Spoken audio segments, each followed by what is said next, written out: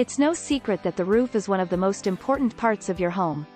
It is considered our shield from the outside elements, after all. But what many people don't realize is that they need regular maintenance and inspection in order to keep doing their job properly. Its lifespan can be extended significantly with proper care. Many issues can be caught and fixed early on before they turn into bigger, more expensive problems.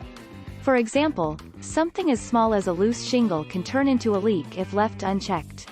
It's important to have your roof inspected at least once a year by a qualified professional.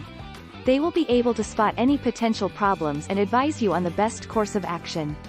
Waiting until there is an issue to call someone is usually not advisable, as by then the damage may have already been done.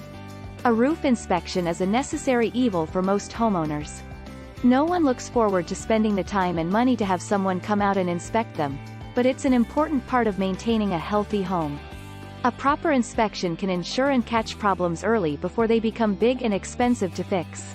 Most people don't know what to look for when they inspect their own, so it's a good idea to hire a professional. Luckily, Idaho Falls roofers can help you with this type of job. Just give our office a call, and we'll be happy to accommodate you.